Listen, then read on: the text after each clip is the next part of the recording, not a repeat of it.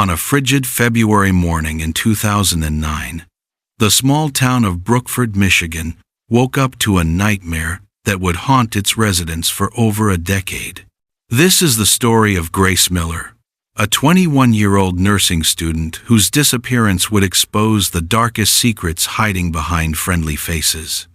Before we begin, if you appreciate deep-dive true crime investigations like this one, please hit that like button, leave a comment with your thoughts, and subscribe to Crimes Unsealed for more untold stories that demand to be heard. It was 6:47 a.m. on February 10th, 2009. A truck driver navigating County Road 9 spotted something unusual: a silver Honda Civic with hazard lights blinking weakly, partially lodged in a roadside ditch. The driver's door stood ajar, and the engine hummed softly in the cold morning air. At first glance, it appeared to be a simple accident, but as the driver approached, an unsettling feeling crept over him. The car was empty, no driver in sight. He immediately contacted 911. Deputy Lisa Hendricks arrived on scene within minutes. What she found would transform a routine call into one of the most disturbing cases in Brookford's history. The vehicle's interior told a chilling story. A half-empty coffee cup still released faint wisps of steam. Keys dangled from the ignition. The driver's seat had been pushed back far too distant for someone of Grace's stature. On the passenger seat lay folded scrubs, a hospital identification badge, and a cell phone with a cracked screen frozen at 2:17 a.m. But most disturbing were the drag marks Deputy Hendricks discovered leading from the vehicle toward the tree line. 2 thin impressions cutting through the mud, accompanied by a discarded protein bar wrapper and a hospital identification clip bearing the name Grace Miller, Street Agnes Memorial Hospital. Grace Miller wasn't just another missing person statistic. In Brookford, she was beloved. At 21 years old, Grace embodied everything a small town cherishes: kindness, dedication, and genuine warmth. Working night shifts at Street Agnes Memorial Hospital while pursuing her nursing degree, Grace had earned the nickname Sunshine from her co-workers. She remembered everyone's coffee preferences, volunteered at the local animal shelter, and sang in the church choir.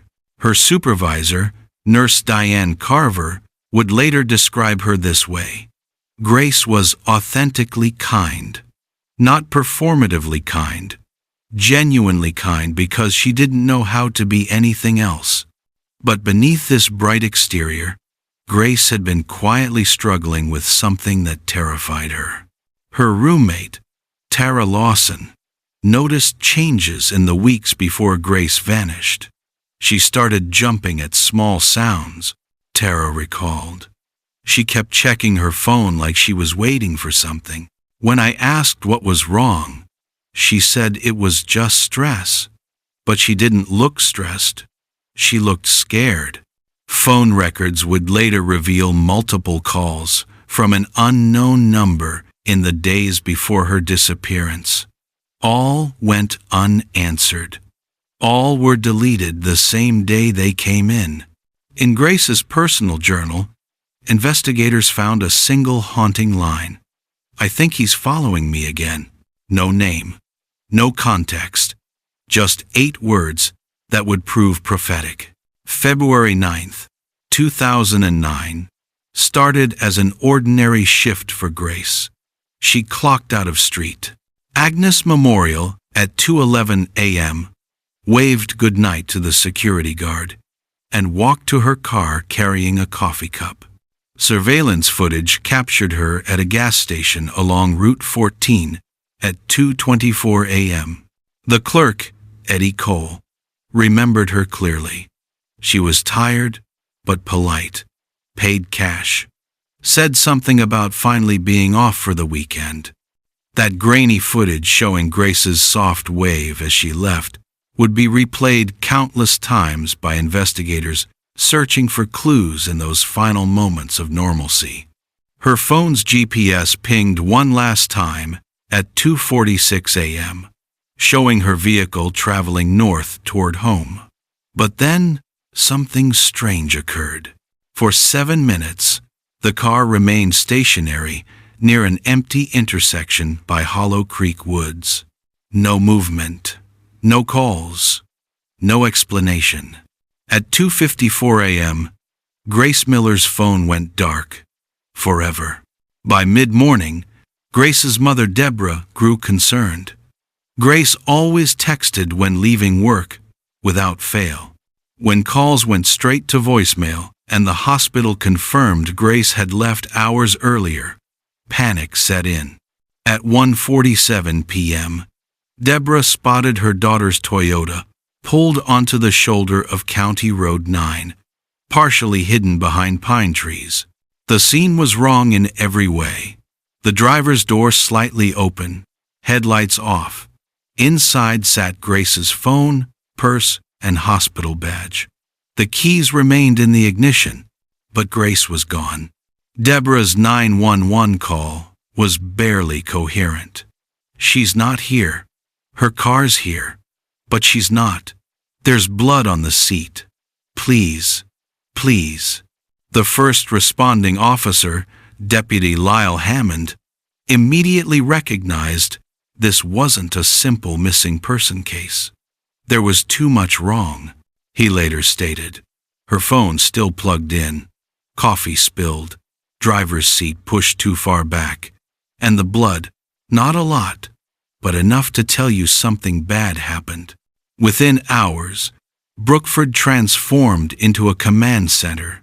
Yellow police tape stretched along County Road 9. Search dogs barked through the surrounding forest. Helicopters circled overhead while volunteers formed lines, calling Grace's name until their voices grew hoarse. Flyers bearing Grace's smiling nursing school photo appeared on every storefront and telephone pole.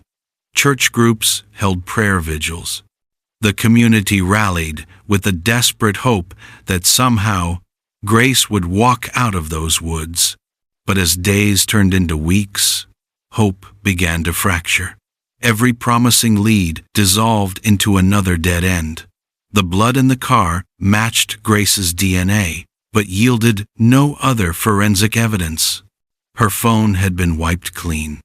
Then came a small breakthrough. A hunter discovered a silver charm near the northern woods, half buried in ice. Deborah collapsed when she saw it. "It's hers," she whispered, "from the bracelet I gave her for graduation." Yet even this discovery led nowhere. The forest kept its secrets buried. As investigators dug deeper into Grace's final weeks, one name surfaced repeatedly: Caleb Rowe. Rowe worked maintenance at St. Agnes Memorial Hospital, the same facility where Grace studied and worked. On paper, he appeared unremarkable. No criminal record, no violent history, a clean employment file. But phone records revealed a disturbing pattern. Between January and February of 2009, Rowe had called Grace 47 times. She never called him once. Text messages retrieved from his phone painted an increasingly alarming picture. "I just want to know you got home safe. You don't need to talk to anyone else. They don't understand you like I do. I can't stop thinking about you. I won't. And finally, if you ignore me again, I'll come find you." Grace had reported Rowe's behavior to hospital human resources once quietly, almost apologetically. They told her to avoid contact and transferred him to another floor temporarily. But somehow, he returned. That's when Grace began locking her car twice, checking mirrors constantly, asking co-workers to walk her partway to the parking lot. She never told her family, not wanting to worry them. Detective Alan Reeves became convinced that Caleb Rowe was responsible for Grace's disappearance. But without a body, without witnesses, building a prosecutable case seemed impossible. Then the evidence began accumulating. On the night Grace vanished, Rowe's phone pinged from the same cell tower near County Road 9, exactly where her abandoned car was discovered. Dashcam footage caught a glimpse of a blue Ford pickup matching Rowe's vehicle turning off that road at 3:02 a.m. When detectives searched Rowe's apartment, they found no blood or obvious evidence. But inside a box labeled car parts, they discovered something deeply unsettling.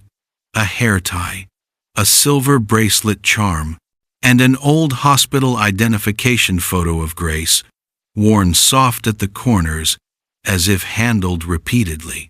Rowe claimed Grace had left them in his truck once. Forensic analysis of Grace's car revealed a single fiber under the driver's seat, blue polyester, consistent with a hospital janitor's uniform. The fiber also contained oil residue specific to maintenance solvents used only in the hospital's basement storage area, Caleb Rowe's assigned work zone. Most damning of all, investigators obtained a warrant to search Rowe's truck. Beneath the passenger floor mat, they found a small, dried stain, rusty brown, nearly invisible. The DNA results came back weeks later, a match to Grace Miller. On April 23, 2009, 73 days after Grace disappeared, a hunter named Tom Erickson was walking near Route 12 when he noticed disturbed earth, partially hidden beneath fallen leaves. What he found would shatter Brookford's remaining hope. Grace Miller's remains lay in a shallow grave, curled on her side, still wearing her hospital scrubs with one shoe on. A silver necklace, one she never removed, remained around her neck. Beside her body, buried under damp soil, investigators found her hospital identification badge, cracked but readable. The autopsy revealed blunt force trauma to the skull, consistent with impact, but the positioning of the body and evidence of restraints told investigators this was deliberate concealment, not an accident. Grace hadn't died in those woods. She'd been brought there. When Detective Reeves knocked on Caleb Rowe's door with an arrest warrant, Rowe opened it slowly and said, "I knew this was coming." Inside his apartment, the smell of bleach hung heavy. The floors shined unnaturally. In the trash sat 3 empty bottles of sleeping pills. On the kitchen table lay a small, mud-stained bracelet, Grace's bracelet. At the police station, Rowe sat in the interrogation room for hours in silence. But eventually, the weight of his secret became too heavy to carry alone. "She called me that night," he finally admitted, voice cracking. "Said she needed help with her car. I thought she wanted company. She said she was leaving town, got accepted to a hospital in Grand Rapids. I told her she couldn't just go." His breathing quickened. "She said she'd tell about us." Reeves pressed. "About what?" "I thought if I could just make her listen, but she screamed. She tried to run. I panicked. I pushed her." His words dissolved into a whisper. "She hit her head. It was so fast." The recording of that confession would later echo through a courtroom, sealing Caleb Rowe's fate. In October of 2023, 14 years after Grace Miller vanished, Caleb Rowe finally stood trial for her murder. The courtroom overflowed with residents of Brookford, many who had searched for Grace, prayed for her return, and lived with the shadow of her disappearance hanging over their community. The prosecution presented overwhelming evidence: the phone records, the DNA in his truck, the forensic fibers, and most powerfully, Roe's own recorded confession. When that recording played in court, Grace's mother, Deborah, pressed a hand to her chest and sobbed. Even hardened court staff paused in their work. The defense argued for a lesser charge, claiming panic rather than premeditation. But the jury saw through it. Remorse doesn't hide a body for 14 years. After 5 hours of deliberation, the verdict came down. Guilty of second-degree murder. Caleb Roe was sentenced to life in prison without possibility of parole. Outside the courthouse, Deborah Miller stood before reporters and cameras. "I don't feel peace," she said quietly. "But at least now, I know where she is." The house on Maplewood Lane was sold quietly that winter. New owners moved in, but neighbors whisper that even after renovations, the basement still feels colder than the rest of the house. Deborah Miller visits her daughter's grave every Sunday, always bringing sunflowers, Grace's favorite. A memorial plaque near St. Agnes Hospital reads simply, "In memory of Grace Miller, kindness remembered." Detective Reeves retired a year after the trial. When asked about the case that stayed with him most, he never hesitated. Grace Miller, because she did everything right and still didn't make it home. That's what haunts Brookford even now. Grace wasn't careless. She wasn't reckless. She was good, kind, and careful. And somehow, being good wasn't enough to keep her safe. Because evil doesn't always lurk in shadows. Sometimes it walks in daylight, wearing a friendly smile, offering to help fix the sink, blending in like everyone else. This was the story of Grace Miller, a young woman whose light was extinguished far too soon, whose disappearance shattered a community, and whose case reminds us that monsters don't always look like monsters. If this investigation resonated with you, please hit that like button and subscribe to Crimes Unsealed for more in-depth true crime stories. Drop a comment below sharing your thoughts on this case. Thank you for watching, and remember, stay aware, stay safe, and keep seeking the truth. This has been Crimes Unsealed.